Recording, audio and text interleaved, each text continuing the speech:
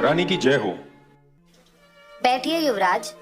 ये देखिए दादी, भारत में किसी ने एक आरटीआई लगाई है। कैसी आरटीआई राजकुमार? आरटीआई में लिखा हुआ है कि भारत कब और किससे आजाद हुआ। 14 अगस्त और 16 अगस्त 1947 को भारत का शासक कौन था? 25 जनवरी और 27 जनवरी 1950 को भारत का शासक कौन था? ब्रिटेन का शासन किस तारीख को भारत से खत्म हुआ? और क्या ब्रिटिश और उनकी आने वाली पीढ़ी का भारत पर किसी भी तरह का अधिकार है? लेकिन भारत सरकार ने इस आरटीआई का कोई जवाब नहीं दिया और आरटीआई लगाने वालों का दावा है कि आज भी भारत पर आपकी ही हुकूमत चलती है। क्या ये सच है दादी? हमारे पूर्वजों का सपना था कि दुनिया पर उनके वंशजों की हुकूमत बरकरार रहे। मैं तो अब बूढ़ी हो चली हूँ और आने वाले समय में इस महान सिंहासन को तुम्हें ही संभालना है। इसीलिए ये राज की बात बताना तुम्हें अब जरूरी हो गया है।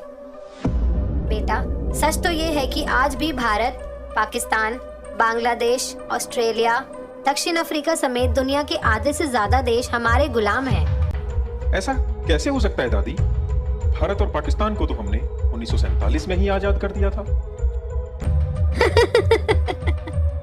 बेटा, इसी भ्रम में रखकर ही हमने भारत के लोगों को आज तक गुलाम बना रखा है। उनको ये आजादी देने का नाटक करना उस समय हमारी मजबूरी बन गई थी, जब सुभाष चंद्र बोस ने आजाद हिंद सरकार बना ली थी। इसी कारण से 1946 में भारत में हमारी रॉयल नेवी में भी विद्रोह हो गया था और जनता में 1857 की तरह विद्रोह होने वाला था। तब हमने गुप्त रूप से शासन करना ही ठीक समझा। गुप्त रूप से शासन का मतलब? भारत को हमने 99 साल की लीज पर वहाँ के अपने ही चमचों को सत्ता संभालने के लिए दिया था, ताकि भारत के लोगों को लगे कि देश आजाद हो गया। लेकिन सही मायने में आधिकारिक रूप से आज भी भारत पर हमारा ही कब्जा है और हमारे ही बनाए हुए कानून चल रहे हैं, जिससे आज भी हम भारत को खुलेआम लूटकर गरीब और लाचार बना रहे हैं। दादी, ये सुनकर खुशी तो बहुत हो रही है, पर यकीन नहीं हो पा रहा। ठीक है, ये बताओ कि क्या मुझे कभी भारत जाने के लिए वीजा की जरूरत पड़ी, जबकि वहाँ के प्रधानमंत्री या राष्ट्रपति को इंग्लैंड में आने के लिए वीजा लेना पड़ता है? क्या तुम्हें पता है, जब मैं 1952 में रानी बनी तो ब्रिटेन के साथ साथ भारत और पाकिस्तान की भी रानी घोषित हुई थी। क्या तुमने नेहरू और सी राजगोपालाचारी के द्वारा ली गई शपथ पढ़ी होती तो यकीन आ ही जाता। कौन सी शपथ? राजगोपालाचारी ने 21 जून 1948 को भारत का गवर्नर जनरल बनने पर शपथ ली थी कि मैं चक्रवर्ती राजगोपालाचारी गंभीरता के साथ इस बात को पक्का करता हूँ कि मैं एक मेजेस्टी किंग जॉर्ज 6 और उनके उत्तराधिकारी के प्रति विधि के अनुसार वफादार, निष्ठावान रहूंगा और उनके प्रति पूर्ण भक्ति रखूंगा।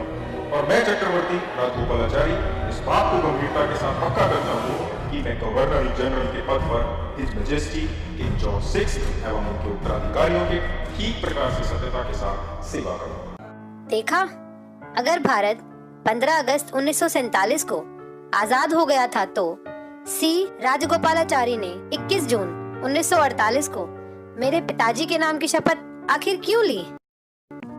चलो दादी, मान लिया कि 15 अगस्त 1947 को दी गई आजादी झूठी थी, लेकिन 26 जनवरी 1950 में तो भारत के लोगों ने अपना खुद का संविधान बनाकर अपने देश को गणतंत्र घोषित कर लिया था। उसके बाद तो उनको आजाद मानना ही पड़ेगा। बेटा, तुम बहुत भोले हो। गणतंत्र शब्द का मतलब भी नहीं समझते। गणतंत्र का मतलब मालिक बनना नहीं होता। वहाँ का संविधान हमारा बनाया हुआ एक कानून ही तो है, जिसका पालन वहाँ के हर एक आदमी को करना ही पड़ेगा। इसको समझने के लिए ये देखो, इंडियन इंडिपेंडेंस एक्ट 1947, इसमें सेक्शन 6 क्लॉज 3 को पढ़ो।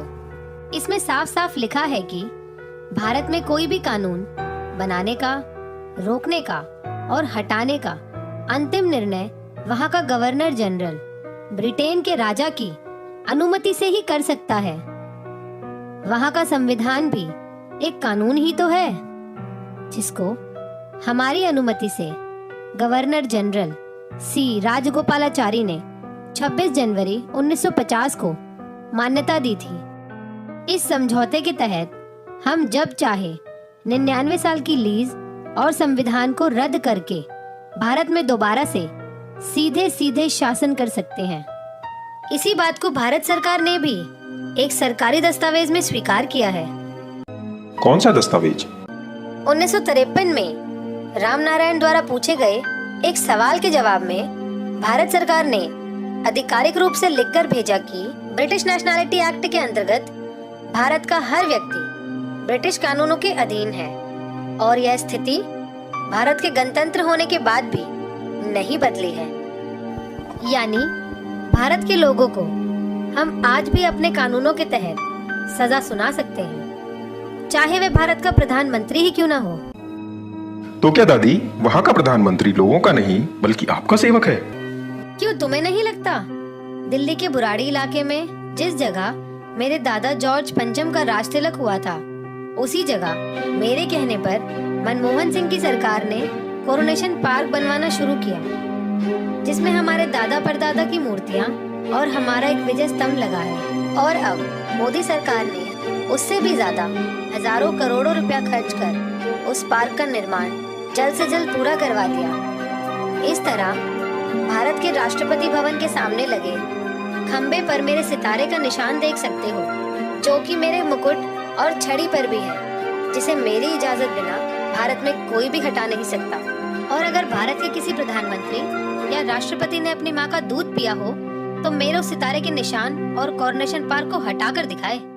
और आरटीआई के जवाब में अगर भारत के राजपत्र पर यह लिख कर दे कि भारत के लोग वहाँ के सर्वोच्च शासक हैं और ब्रिटेन की रानी का भारत पर कोई अधिकार नहीं, तो मैं अपना सिंहासन उस आदमी के लिए खाली कर दूंगी। दादी, वहाँ के लोग इस पार्क और इस नकली आजादी का कोई विरोध नहीं करते? विरोध तो दूर की बात, भारत के गुलाम लोग तो रोजाना जनगण मन गाकर हमारा ही गुणगान करते हैं। दादी, बाकी तो समझ गया, पर उनका राष्ट्रगान हमारा गुणगान कैसे? जनगण मन के बारे में मैं तुम्हें बाद में बताऊंगी।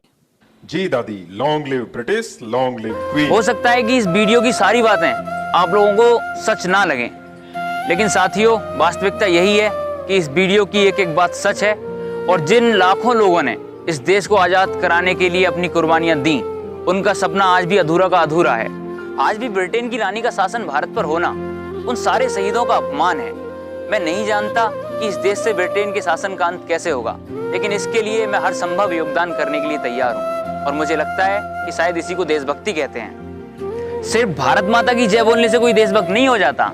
जो देश के सम्मान के लिए थोड़ा सा भी योगदान ना कर पाए, वो देशभक्त कहलाने के लायक नहीं होता।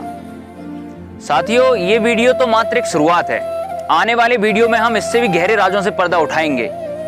मैं ये जानता हूं कि देश का मीडिया इन चीजों को आप लोगों तक नहीं पहुंचाएगा, इसलिए केवल अब देश प्रेमियों से ही उम्मीद बची है।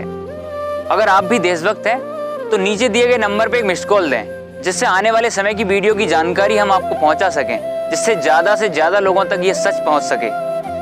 मुझे विश्वास है कि जिस दिन भारत के सारे देशभक्त लोग इकट्ठा हो जाएंगे, उस दिन ना सिर्फ भारत से ब्रिटिश शासन का अंत होगा, बल्कि इंग्लैंड की रानी भारत के लोगों के पैरों में गिरकर उनसे माफी मांगेगी। साथियों, जिस दिन भारत आजाद हो जाएगा, उस दिन भारत से गरीबी, बेरोजगारी, भूखमरी, आतंकवाद जैसी समस्याएं खत्म हो जाएंगी और भारत एक बार फिर से विश्व गुरु और समृद्ध भारत बन के खड़ा होगा। इसलिए आपसे उम्मीद है कि आप हमारा सहयोग करेंगे। भारत माता की जय, इंकलाब जिंदाबाद।